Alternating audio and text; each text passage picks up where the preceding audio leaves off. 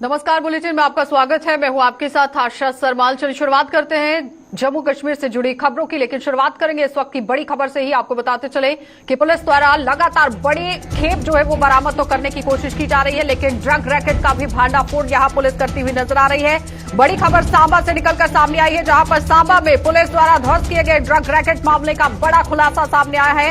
एक आरोपी से हजारों रुपए की नकली करेंसी बरामद हुई और पुलिस ने ड्रग्स मामले में 4 लोगों को गिरफ्तार कर लिया है। अभी और गिरफ्तारियां होने की आशंका जताई जा रही है। इस वक्त की बड़ी अपडेट जिला सांबा से निकलकर सामने आ रही है, जहां पर ड्रग्स के खिलाफ जो यहां बड़ा अभियान चलाया जा रहा था पुलिस की तरफ से, उसमें कहीं ना कहीं सफलता हाथ लगती हुई नजर आ रही है। ड्रग रैकेट का भांडाफोड़ पुलिस की तरफ से किया गया है। बड़ी सफलता सांबा पुलिस को हाथ लगी और साथ ही आपको यह भी बताते चले कि 4 लोगों को गिरफ्तार कर लिया गया है। नकली करेंसी भी बरामद हुई है और एक आरोपी से हजारों रुपए की यहां पर ये नकली करेंसी बरामद की गई है। यहां सवाल ये उठता है कि आखिर ये नकली करेंसी यहां पर पहुंची कैसे और कहां पर बनाई जा रही थी। इस तरह से पूरे तार खंगालने की काफी जरूरत है पुलिस को, लेकिन इस वक्त बड़ी सफलता सांबा पुलिस को हाथ लगी है, जहां पर ड्रग्स के रैकेट का भांडाफोड़ कर दिया गया है सांबा पुलिस की तरफ से। और पूरी तरह आप देखिए कि पिछले दिनों यहां खेप जो है वो बरामद की जा रही थी, लेकिन अब सांबा पुलिस एक्शन मोड में नजर आ रही है और अभी और गिरफ्तारियां होने की भी आशंका जताई जा रही है। पुलिस ने ड्रग्स मामले में 4 आरोपियों को गिरफ्तार कर लिया है। सीधा रुख करेंगे, इस वक्त हमारे संवाददाता ऋषि खजूरिया हमारे साथ जुड़ चुके हैं। ऋषि, जिस तरह से पुलिस की तरफ से लगातार जागरूकता अभियान भी चलाए जा रहे थे, आम जनता का सहयोग भी लिया जा रहा था, लेकिन आज सांबा पुलिस को कहीं ना कहीं ड्रग्स को लेकर एक बड़ी सफलता हाथ लगी है। इस वक्त क्या कुछ अपडेट है? चाहता हूँ कि जिस तरह से लगातार पुलिस इस पे काम भी कर रही है, लेकिन अगर सरोवर इलाके की बात करें तो ये ड्रग्स का सबसे बड़ा जो आप ये कह सकते हैं कि अड्डा बना हुआ है। यहाँ लगातार इलीगल जो ड्रग ट्रैफिकिंग है वो की जाती है और लगातार पुलिस यहाँ तक पहुंचने का प्रयास कर रही है, लेकिन अभी तक कोई ज्यादा बड़ी कामयाबी पुलिस को हाथ नहीं लगी है। लेकिन आपको बता दें कि यहाँ के जो लोकल्स हैं उन्होंने कल देखा कि 2 लोग यहाँ पर जो ड्रग्स है वो कंज्यूम कर रहे थे और उन्हें मौके से पकड़ा और पुलिस के हवाले कर दिया। पुलिस वहां मौके पर पहुंची और उनको कस्टडी में लेकर उनसे पूछताछ की गई और लगातार धीरे धीरे खुलासे होना शुरू हुए और कई अलग अलग लोगों को जो है वो रेड के दौरान पकड़ा गया है और रेड के दौरान लगभग 4 लोगों को पकड़ा गया है, जिसमें 2 महिलाओं का भी जिक्र किया जा रहा है। तो ये कहीं ना कहीं एक बहुत बड़ा गोरख धंधा जो है वो इलीगल चलाया जा रहा है और ड्रग जो सरोवर इलाके में का मैं जिक्र कर रहा हूं, तो सरोवर इलाका जो है सबसे बड़ा हब जो है ड्रग्स का इसमें बन चुका है। यहां से सप्लाई भी की जाती है, यहां से सप्लाई बाहर भी जाती है। 20-20, 22-22 साल के जो युवा हैं, 15-15, 16-16 साल के युवा यहां तक पहुंच रहे हैं। वो कुछ ग्राम जो ड्रग्स यहां से लेते हैं वो पूरी तरह से हैक्चुअल हो चुके हैं। लेकिन जिस तरह से जब रेड पुलिस ने शुरू की तो पुलिस ने रेड के दौरान कुछ लोगों को पकड़ा जिनके पास से फेक करेंसी भी बरामद होती है। लगभग 8 से 9 हजार रुपए की फेक करेंसी का जिक्र किया जा रहा है। हमने एसएसपी सांबा राजेश शर्मा जी से भी बात की है, तो उन्होंने कहा कि ये इन्वेस्टिगेशन का पार्ट है। जब हमें ये खबरें मिली थी कि यहाँ पर ड्रग ट्रैफिकिंग जो वो की जा रही है, उसके बाद पुलिस हरकत में आती है। पुलिस लगातार अलग अलग एंगल्स पर जो वो रेड करना शुरू करती है और रेड के दौरान ये जो कुछ लोगों को पकड़ा गया उनसे लगातार पूछताछ की जा रही है। सवाल ये है कि इतनी बड़ी खेप यहाँ पर पहुंच कैसे रही है? सप्लाई हो रही है, उस पर कार्रवाई की जा रही है, लेकिन पहुंची कैसे, ये बहुत बड़ा सवाल है। और अब आगे की क्या कार्रवाई रहेगी? देखिए, बिल्कुल आपने बड़ा अच्छा सवाल किया है कि यहाँ पर जो ड्रग्स की खेप है वो पुलिस की आंखों के तले यहाँ पर पहुंचती है, पुलिस को कोई खबर नहीं हो पाती है। यहाँ से सप्लाई की जाती है आगे ड्रग्स और यहाँ सप्लाई लाई भी जाती है। यानी ये कह सकते हैं कि बहुत बड़ा अड्डा जो है ये ड्रग्स का बन चुका है। यहाँ से खरीद फरोख्त भी की जाती है और यहाँ पर माल सप्लाई जो वो यहाँ पर पहुंचाई भी जाती है। कहीं ना कहीं पूरे जम्मू कश्मीर यूटी की बात करें तो कई अलग अलग ऐसे इलाके हैं, यहाँ से लोग यहाँ तक पहुंचते हैं और पुलिस को पता भी है, लेकिन पुलिस लगातार इतनी बड़ी कामयाबी में अभी तक कामयाब नहीं हुई है। इससे पहले हमारे जो आला अधिकारी है पुलिस के, वो यहाँ इन इलाकों में कई बार दौरा कर चुके हैं, कई बार यहाँ के लोगों को वार्न कर चुके हैं कि आप लोग सुधर जाइए, आप लोग ये इलीगल धंधा बंद कर दीजिए, लेकिन ये एक नहीं सुन रहे हैं और पुलिस के आंखों के नीचे ये सारा जो खेल है ड्रग्स का ये चल रहा है, लेकिन कोई कार्रवाई इतनी बड़ी नहीं हो पा रही है। था कि जागरूकता यहाँ पर चलाई जा रही है, लोगों को जागरूक किया जा रहा है, लोगों का सहयोग मांगा जा रहा है। क्या आम जनता के सहयोग से इतना बड़ा काम यहाँ पर हुआ है ऋषि? बिल्कुल, इसमें मैं स्थानीय लोगों की दाद दूंगा कि उनको लगातार पता था। लोगों का यह भी कहना है कि उनमें इतना डर बन चुका है कि यहाँ पर इतने ज्यादा क्राइम ड्रग्स की वजह से बढ़ते जा रहे हैं, लेकिन पुलिस कोई काम नहीं कर रही है। और पुलिस को जब ये पकड़ाए गए दोनों जो बताया जा रहा है कि 2 लोग पकड़े हैं, तो उनको जब पुलिस कस्टडी में भेजा गया तो लोगों का साफ तौर पर कहना था कि पुलिस इतने बड़े लेवल पर कार्रवाई नहीं कर रही है, अपने स्तर पर हमने कार्रवाई की है। लेकिन कहीं ना कहीं लोगों में एक डर है, लोग चाहते हैं कि जो हमारे समाज के युवा इस समय पूरी तरह से लुप्त हो चुके हैं, ड्रग्स की चपेट में आ चुके हैं, ये इलीगल जो ट्रैफिकिंग ड्रग्स की जा रही है, ये एक बहुत बड़ा एक चिंता का कारण बन चुका है। और खासतौर पर अगर युवा पीढ़ियों की बात करें तो वो लगातार इसमें जो वो लुप्त होती जा रही है। नार्को टेररिज्म एक बहुत बड़ा इस समय इशू बना हुआ है। कहीं ना कहीं पाकिस्तान की भी मंशा साफ तौर पर नजर आती है कि वो भारत के युवाओं को ड्रग्स की चपेट में लाना चाहते हैं, बर्बाद करना चाहते हैं युवाओं को। लेकिन शायद कुछ विशेष समुदाय के लोग, मैं कहूंगा कि यहाँ पर ये जो इलीगल गोरख धंधा कर रहे हैं, और इसमें ये बताइए कि जो जम्मू 4 कश्मीर लोग पुलिस से भी गिरफ्तार किए गए हैं उसमें महिलाएं भी हैं। क्या लगता है कि अब इनसे पूछताछ की गई है और बड़े खुलासे सामने आ सकते हैं? कोई बातचीत हुई है? बिल्कुल, इसमें 2 महिलाओं का भी जिक्र किया जा रहा है। एक काला कोट बताया जा रहा है, एक स्टूडेंट कोट की महिला बताई जा रही है। तो इनसे पूछताछ की जाएगी कि अब जो महिला भी इस धंधे में इन्वॉल्व हो चुकी है, तो ये बहुत बड़ा रैकेट है जिसके ऊपर इन्वेस्टिगेट करना काफी ज्यादा जरूरी है। पुलिस को डीप तक जाने की जरूरत है, कुछ खुलासे होते हैं। महिला इसमें बहुत बड़ा कारोबार जो ड्रग्स का किया जा रहा है, तो ड्रग ट्रैफिकिंग आप कह रहे हैं बड़ी बर्बाद, यानी पूरा प्री प्लान करके इस पूरे धंधे को चलाने की कोशिश की जा रही है कि महिलाओं की आड़ में भी इस तरह से धंधे को यहाँ पर फैलाया जाए। लेकिन महिलाओं पर भी कार्रवाई करना बहुत जरूरी है। बहुत बहुत धन्यवाद जुड़ने के लिए ऋषि।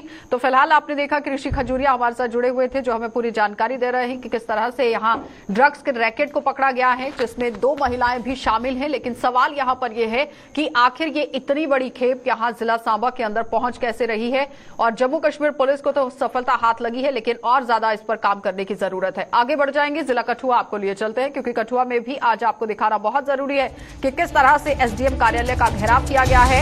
हीरानगर में 10 अगस्त को युवक की संदिग्ध परिस्थितियों में मौत हो गई थी, जिस पर अब यहां पेंच फंसता हुआ नजर आ रहा है। हाईवे बंद करने के बाद आज लोगों ने एसडीएम कार्यालय के बाहर धरना प्रदर्शन कर दिया और पुलिस द्वारा गठित स्पेशल इन्वेस्टिगेशन टीम अभी तक ये मामला पूरी तरह से नहीं सुलझा पाई है। मौत का जो ये मामला था, इसे सुलझाया नहीं गया था, जिसके बाद लोगों में काफी गुस्सा देखा गया, रोष देखा गया और आज एसडीएम कार्यालय का घेराव कर दिया गया है। धरना प्रदर्शन किया गया और लोगों ने पुलिस से ढूलमूल रवैया अपनाने की भी यहां बात कही है। यानी जो पुलिस है वो कार्रवाई करती हुई नजर नहीं आ रही थी, ढूलमूल रवैया अपनाया जा रहा था, जिस पर आम जनता में रोष देखा गया है। हीरानगर में 10 अगस्त को इस युवक की संदिग्ध परिस्थितियों में मौत हो जाती है, लेकिन अब इस मौत पर कहीं ना कहीं पेंच फंसता हुआ नजर आ रहा था, जिसके बाद महिलाएं भी सड़कों पर उतर आई हैं और पुरुष भी यहां सड़कों पर उतर आए हैं, क्योंकि पूरी तरह से आरोप लग रहे हैं कि पुलिस सही से काम करती हुई नजर नहीं आ रही है। आज एसडीएम कार्यालय का घेराव किया गया, धरना प्रदर्शन किया गया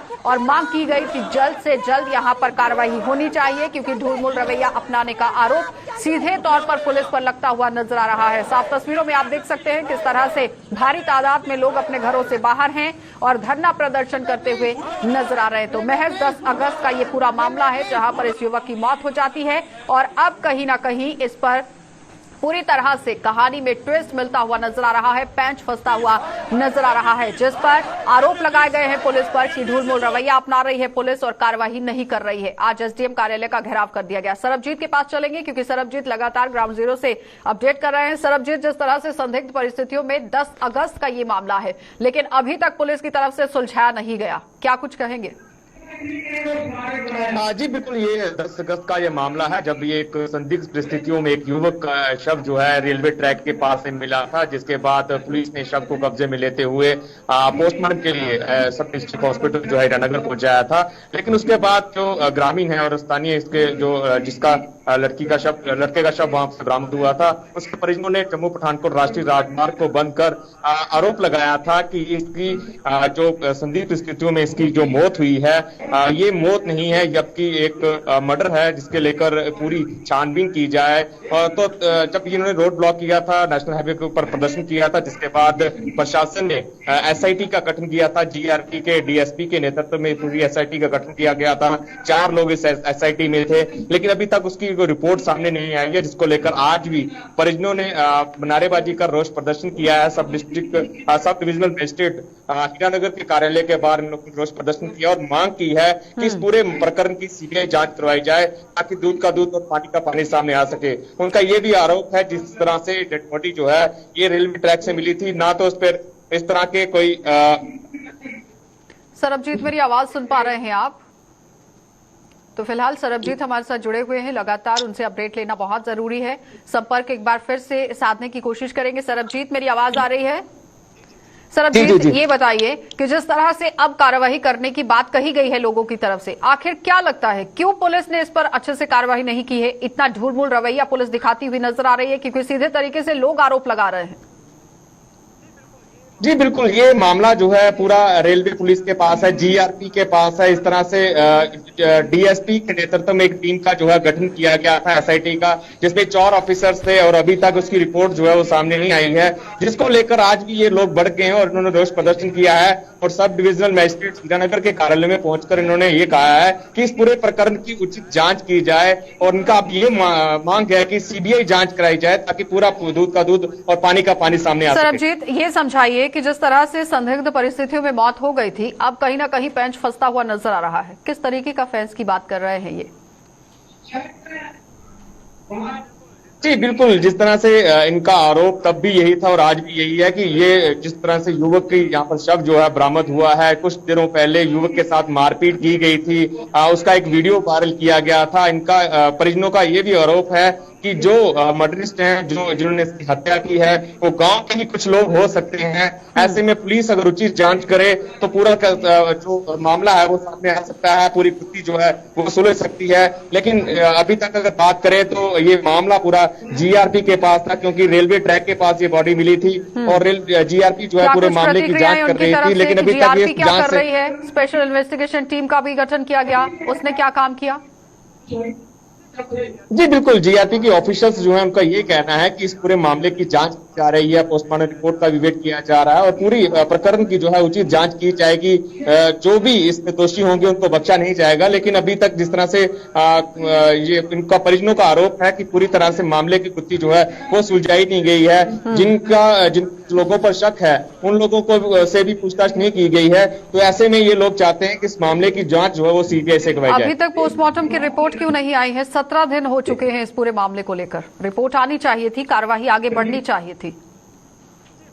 जी बिल्कुल, ऑफिसर्स का तो यही कहना है मामले की जांच जारी है, कुछ दिन और सकते हैं और जल्द ही इस पूरे मामले के अगर कोई इसके पीछे अगर कोई ना कोई अगर इन्वॉल्वमेंट है तो उसको जल्द से जल्द जो है सामने लाया जाएगा। चलिए सरबजीत, बहुत बहुत धन्यवाद जुड़ने के लिए। तो फिलहाल आपने देखा कि सरबजीत हमारे संवाददाता हमारे साथ जुड़े हुए थे, जो हमें पूरी जानकारी दे रहे हैं कि किस तरह से जीआरपी के पास ये पूरा केस है, सिट का गठन किया गया है, लेकिन महज 10 अगस्त को ये पूरा मामला पेश आता है। अभी तक इस पर कोई भी काम नहीं होता हुआ नजर आया है, जहां लोग काफी तरीके से परेशान देखे जा रहे हैं, रोष में देखे जा रहे हैं और सवाल उठाते हुए नजर आ रहे हैं कि आखिर ढूलमूल रवैया क्यों और इतनी देरी क्यों हो रही है। तो ये बहुत बड़ा सवाल है, इस पर कार्यवाही करने की बहुत जरूरत है। आगे बढ़ जाएंगे, श्रीनगर आपको लिए चलते हैं, क्योंकि अब आपको दिखाना बहुत जरूरी है कि श्रीनगर के अंदर भी किस तरह से काम होता हुआ नजर आ रहा है। श्रीनगर में क्रिकेट की प्रतिभाओं को बड़ा मौका देने की कोशिश की गई है, क्योंकि जिन युवाओं के अंदर प्रतिभा है उसे अपनी प्रतिभा को निखारने का मौका मिल रहा है। जम्मू कश्मीर क्रिकेट एसोसिएशन के अंडर 19 के लिए यहां ट्रायल किए जा रहे हैं और शेर कश्मीर स्टेडियम में क्रिकेट के खिलाड़ी मैदान पर हुनर दिखाते हुए नजर आ रहे हैं। इस वक्त की बड़ी अपडेट लगातार श्रीनगर से सामने आ रही है, जहां पर श्रीनगर में क्रिकेट की प्रतिभाओं को दिया जा रहा है बड़ा मौका और जम्मू कश्मीर क्रिकेट एसोसिएशन के अंडर 19 के ट्रायल लिए जा रहे हैं। और अब आप देखिए कि कश्मीर के युवाओं के लिए भी कहीं ना कहीं ये राहत भरी खबर है, क्योंकि जो युवा क्रिकेट के बहुत नजदीक है या फिर बहुत प्यार उससे रखते हैं, तो उनके लिए कहीं ना कहीं ये सौगात बनकर सामने आई है।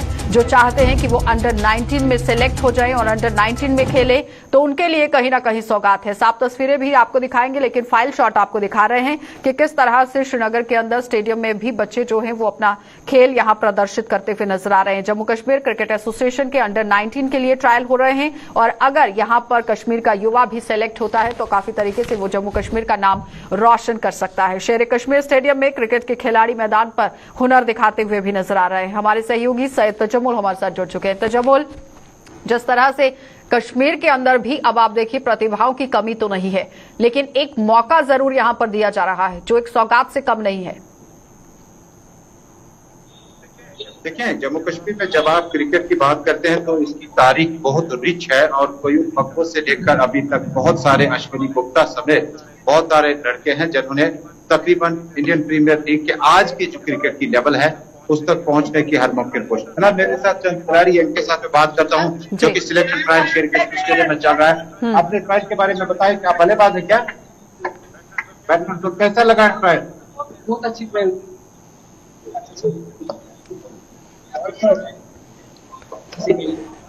भाई साहब आप से बात करते हैं जो कि बीसीसीआई सब कमेटी बनी है, उसके रुकन है माजिदार साहब। भाई साहब मुझे बताइएगा कि ये जो ट्रायल्स चल रहे हैं इसमें जम्मू और बाकी प्रोविंस से कितने लड़के अब कौन सा आगे आएगा? माजिद भाई, जम्मू से कितने लड़के आए?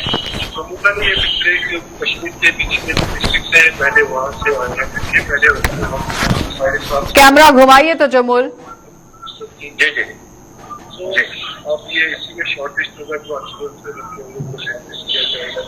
तो हमारी कोशिश है जो बचते हैं आवाज कि बहुत सारे लड़के हमारे साथ थे, अभी बैठे हुए थे, बड़ा जोश था, कह रहे थे अब की बार हमने खेलना ही खेलना है। तो जमुल सवाल कीजिए कि कितना हमेशा ये प्रोसेस से जब आप फॉलो करते हो कोई चीज ओपन है जिसका टैलेंट अच्छा होगा तो उसको जाएगा। उसके बाद तो जमुल सवाल कीजिए कि जिस तरह से जम्मू कश्मीर क्रिकेट एसोसिएशन में हर वक्त यहाँ पर आरोप लगते थे कि भाई भतीजावाद होता है सिलेक्शन के समय में, तो क्या लगता है कि अब अपनी प्रतिभा को दिखाकर आपकी सिलेक्शन वहाँ पर हो सकती है? जो सिलेक्शन कमेटी पे हमेशा जो है सवाल उठते थे, आपकी बार क्या ट्रांसपेरेंसी रहेगी ताकि उन सवालों को कम किया जाए कम से कम? क्योंकि जितने लड़के आपने लेने हैं तो मैंने देखा कि हजारों की तादाद में बच्चे ट्रायल में मौजूद थे। बेसिकली ये जो सिलेक्शन प्रोसेस को चूज करने का ये भी ओपन मेरिट नहीं हुआ, ये भी अखबार में नोटिफिकेशन के प्रॉपर इंटरव्यूज हुए, तो इनकी क्रिकेटिंग क्रेडिबिलिटी इस पे कोई चैलेंज नहीं कर सकता है। तो मुझे नहीं लगता कि कोई रणजी ट्रॉफी का मैच 25 मैच से कम कोई सिलेक्ट है। जितने भी है उन्हें अपनी जिंदगी की है क्रिकेट के साथ, दे नो देयर जॉब। एक आखिरी सवाल होगा कि क्रिकेटर को ढूंढना, तलाशना इस हीरे को कितना मुश्किल होता है और आइडेंटिफाई करना प्लेयर को, इस पे किन चीजों का खास ख्याल रखना पड़ता है कि ये लड़का है, भले इसको ज्यादा अच्छा मौका अभी तक नहीं मिला है, लेकिन इसका जो स्ट्रोक है या इसका जो बेस है, इसकी स्विंग है, इसको काम लाया जाए।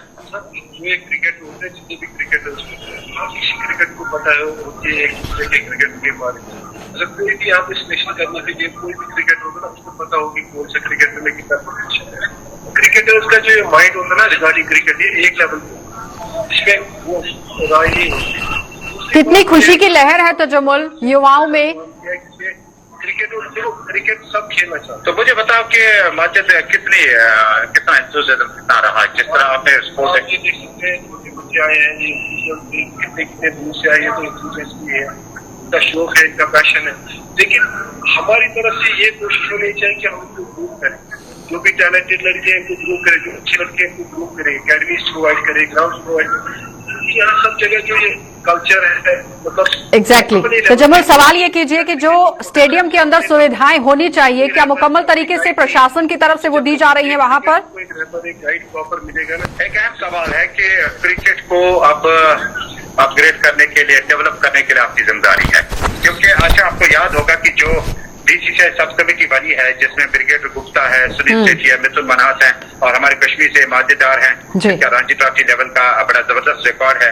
मुझे बताइएगा कि क्रिकेट को डेवलप करने के लिए क्या आपको आपकी बार कोई परेशानी तो नहीं आई जब हम इंफ्रास्ट्रक्चर की बात करते हैं, इस वाहिद स्टेडियम की बात करते हैं? बेसिकली क्या है कि हर कोई चीज का एक प्रोसेस है। मेरा ये दूसरा महीना है काम करने का, हर किसी चीज में हर कोई चीज में टाइम मैं एक चीज इंश्योर करूंगा जब तक यहाँ पे हो ईमानदारी और जरूर हर दिन वन स्टेप अहेड।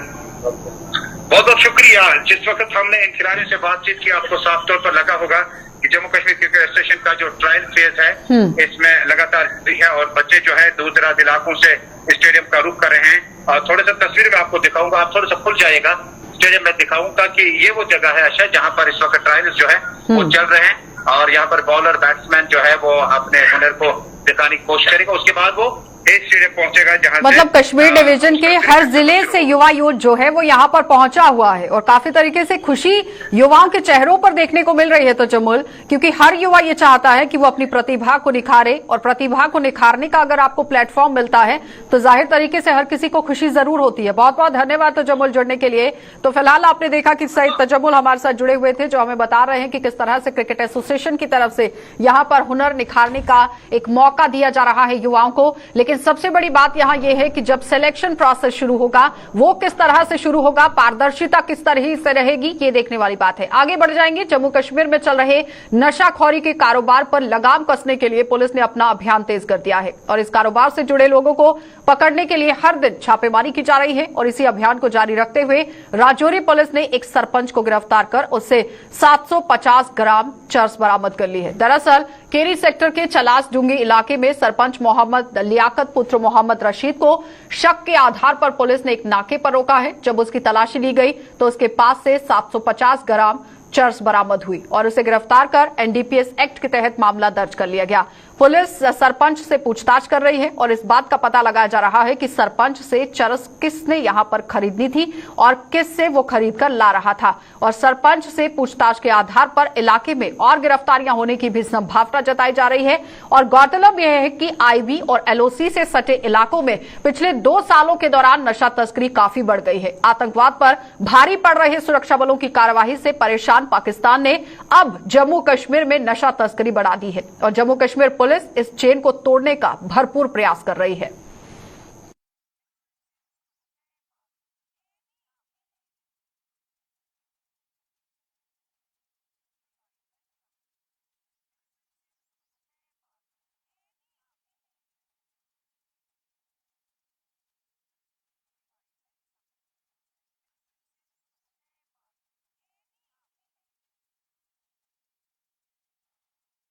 तो आजादी के अमृत महोत्सव को मद्देनजर रखते हुए सूचना प्रसारण मंत्रालय की तरफ से भी आज यहां पर महोत्सव का आयोजन किया गया। इस कार्यक्रम को यहां पर मनाया गया है। आपको बताते चले कि आजादी के अमृत महोत्सव के उपलक्ष्य पर सूचना एवं कार्यालय मंत्रालय के अंदर भी आप देखिए किस तरह से आइकॉनिक वीक के तहत वर्चुअल पोस्टर प्रदर्शनी का आयोजन किया गया। National film iconic of India द्वारा आयोजित इस प्रदर्शनी का उद्घाटन खेल एवं युवा मंत्रालय के मामलों में भी आपको बताते चले किस तरह से काम हो रहा है, ये देखने वाली बात है क्योंकि आइकॉनिक ऑफ इंडिया द्वारा आयोजित इस प्रदर्शनी का उद्घाटन खेल एवं युवा मामलों के मंत्री अनुराग ठाकुर ने किया और पर्यटन व संस्कृति मंत्री जी किशन रेड्डी सहित अन्य गणमान्य लोग भी वहां पर इस समय मौजूद थे।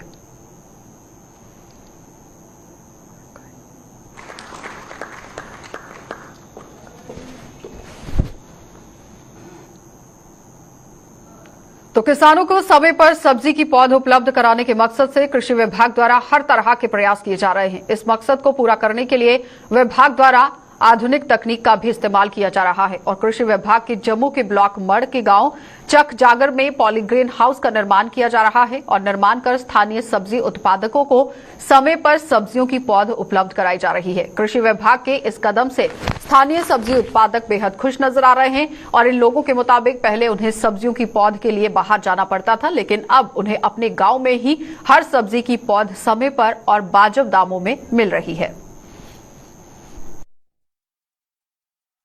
सुविधा है कि हूँ साढ़े चक जग फार्म च पनीरी लगी है, कड़म दी है, गोभी दी है, फुल गोभी बंद गोभी है ते भट्ठे ही है।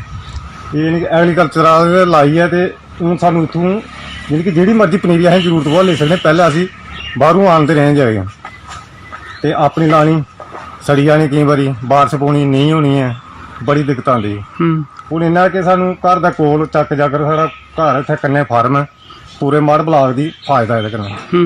जेला चाह अपनी आनियां ले सकता पनीरी।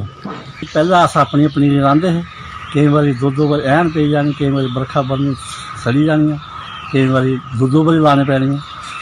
हूँ ये भाई इत्थे चक जागर च पाली हाउस बने, सानू बहुत फायदा होना पनीरी मतलब इत्थों मिली जा। अगे पंजाब च लैन जंदे हे, कदें कुदै जाकर कित्थों सुनदियां। बस जी बस जमीन तैयार करी जाने की जरूरत नहीं है। इतना जो तैयार हुई पनीर जगह बानी लानी बस। 1008 स्क्वायर मीटर का पॉली हाउस बनाया यहाँ पे। ये नेचुरली वेंटिलेटेड पॉलीग्रीन हाउस है। इससे क्या होगा, जो सील्डिंग तैयार होगी, एक तो हम उनको जल्दी सील्डिंग तैयार करके फार्मर्स को और जो भी आगे पीछे के एरिया के लोग हैं उनको प्रोवाइड करेंगे। दूसरा ये कि फार्मर्स को सील्डिंग लेने के लिए कहीं बाहर जाना पड़ता था। मान लो पंजाब जा रहे हैं, कहीं जा रहे हैं, उनको किसी बंदे को डिप्यूट करना पड़ता था। वो पहले जाता था सीडिंग लेने के लिए जाता था, फिर उसके बाद यहाँ पे ज़मीन तैयार करके उनको बड़ा कॉस्टली पड़ जाता था वो। इसमें क्या है कि हम उनको बिल्कुल ही जेन्युइन रेट पे, जो भी मिनिमम रेट्स होंगे उसके ऊपर उनको सील्डिंग तैयार सील्डिंग मिलेगी। उन्होंने सिर्फ अपनी लैंड प्रिपेयर करनी है, लैंड प्रिपरेशन करने के बाद यहाँ से सील्डिंग उठानी है, साथ में वो उसको ट्रांसप्लांट कर सकते हैं। तो डोडा में आज पेश आए सड़क हादसे में 2 लोग गंभीर रूप से घायल हो गए। यह हादसा जिले के दुधोट इलाके में पेश आया है और स्थानीय लोगों ने तुरंत हरकत में आते हुए घायलों को डोडा के जीएमसी अस्पताल पहुंचाया है। घायलों की पहचान खैरदिन निवासी जोड़कला और मोहम्मद रफी निवासी धार के रूप में की गई। ये दोनों एक वैन में सवार थे और जो हादसे का शिकार हो गई।